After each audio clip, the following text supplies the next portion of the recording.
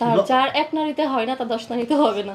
তার এই যে আমি এই কথাতে একটা কথা বলে রাখি, সে হচ্ছে 4 নাম্বার বিয়ে করবে না, দেখে নিয়েন, এই কথাটা মিলাই নিয়েন যে ভবিষ্যতে কাজে লাগতে পারে।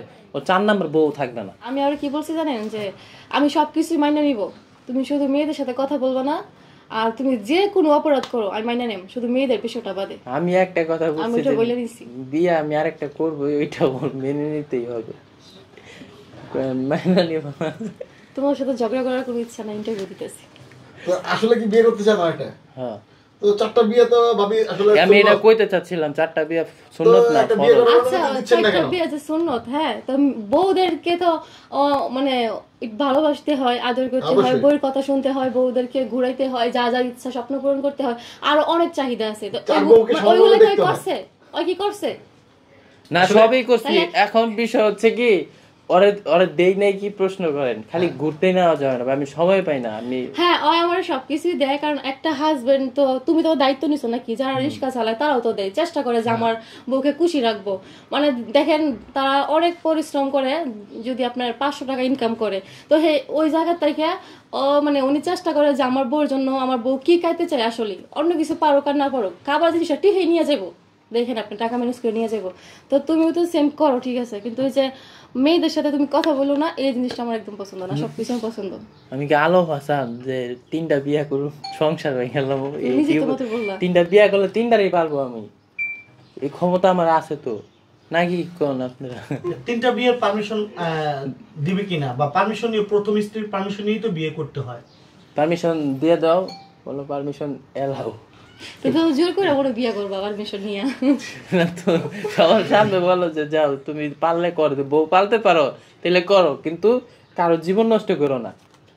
আইসা যে আইনা 3 বউ নিয়ে ভিডিও বানায় ইনকাম করা তো ঠিক না। কিন্তু ইমরান ভাই, এখন যে যুগ চলতেছে, আপনি যে আরেকটা বিয়ে করতে যাচ্ছেন, এখন তো শুধু যে শিখার মতো ব্লেড নেই, 5 টাকার ব্লেড দিয়ে কাম সেরে হয়। আচ্ছা, আপনি কি দুনিয়া সাকিবের বিষয়টা আমার উপর চাপাই দিবেন? না না, এটা তো ঘরে ঘরে হচ্ছে, সাকিবের ক্ষেত্রে নাই কিন্তু এটা। বিষয় হচ্ছে কিছু কিছু মেয়ে আছে, কিন্তু এই বিষয়টা নিয়ে ভয় আছে। আচ্ছা, কিছু কিছু মেয়ে আছে যে হচ্ছে পুরুষের থেকেও তার সাহসটা বেশি। জুনিয়র সাকিব হচ্ছে আরেক লোভী পুরুষ।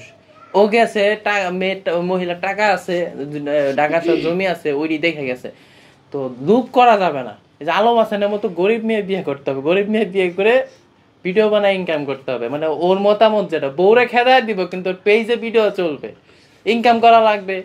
তো বিষয় হচ্ছে ওরা তো এত সাহস নিয়ে আসে না, ওরা আসে স্বামীর ঘরে সংসার করার উদ্দেশ্যে, কিন্তু তার ভিতরে ভিতরে চরিত্রটা থাকে অন্যরকম। কিন্তু আপনি যে কথা বললেন, কিন্তু এখন শর্মিলা যেটা করছে সেটা তো অন্য জিনিস দেখতেছি আমরা। শর্মিলা কি করছে? এখন তো শর্মিলা রীতিমতো ব্লগ বানাচ্ছে এবং সে তার চলতে হবে না, তার জীবন পরিচালনা তো করতে হবে। তার এই যে একটা বিয়ে হয়েছে আলম হাসান বিয়ে করার পরে এই যে তাকে ডিভোর্স দিয়ে দিল, আমার মনে হয় না তাকে হচ্ছে এখন কোনো ভালো পুরুষ বিয়ে করবে, কারণ তার জেনে শুনে তো করবে না। বিদেশে মোটামুটি প্রায় 80% মানুষ জানে তার একটা বিয়ে হয়েছে। তো আলম হাসানের আগেও তো তার আগে বিয়ে হয়েছিল। হ্যাঁ, আগে আর 2টা বিয়ে হয়েছে। ও সব মহিলাদের দোষ দেয়। সাদিয়ার সাথে কথা বলে দেখলাম, যতটুকু দেখলাম, সাদিয়া যা বললো, সাদিয়ার এখানে কোনো দোষ নেই। সাদিয়া বলতেছে যে ভাই, আমি থাকা অবস্থায় ও অন্যান্য মেয়ের সাথে দেখা করতে চায়, কথা বলে, মানে বিভিন্ন অনৈতিক কাজ করে। তারপরে যে একটা পুলিশ মহিলাকে বিয়ে করছিল, প্রথম বিয়ে যেটা, তো ওর সাথে আমার কথা হয় নাই কখনো। আর আপনি মাঝখানে একটা অভিযোগ করলেন যে আলম হাসানের দিনাজপুরে একটা পরকীয়া আছে। দিনাজপুরে একটা মেয়েকে নিয়ে একজনের বাসায় গেছিল, যার বাসায় গেছিল তার সাথে আমার কথা হয়েছে, এবং সে আবার এগুলো ভিডিও করে রাখছে কিছু অংশ। তো এরকম কোনো ডকুমেন্টস কি আপনি দিতে পারবেন? অবশ্যই পারবো, কিন্তু এখন অ্যাটেন্ড এই অবস্থা দিতে পারবো না। আমার ফ্রেন্ড সুজন, আলম হাসান চিনে, নামটা বললাম সুজন, তাকে সে ভালো করে চিনে, তার কাছে যে এই ডকুমেন্টগুলো আছে। আলম তো এমনি এমনি বলছে যে যেহেতু তার ভিউ নেই গা, এই জন্য, আর আমাদেরকে তো সবাই চিনে নাকি, তো আমাদের কথা বললে হয়তো একটু বেশি ভিউ পা, আর ও চাইতেছে একটু ট্রেন্ডিং আসার জন্য, যেহেতু ওর বউ চলে গেছে, অবশ্যই ওর তো কইরা খাইতে হইব নাকি।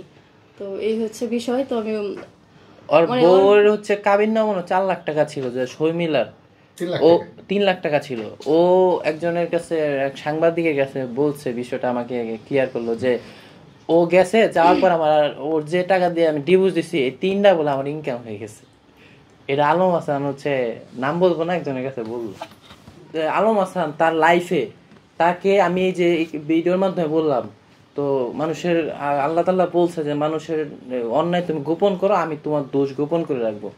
কিন্তু তার এগুলো তখন প্রকাশ্যে আসতেছে, মিডিয়াতে আসতেছে, মানে সবাই শোনার কথা, আপনারা সবাই জানেন।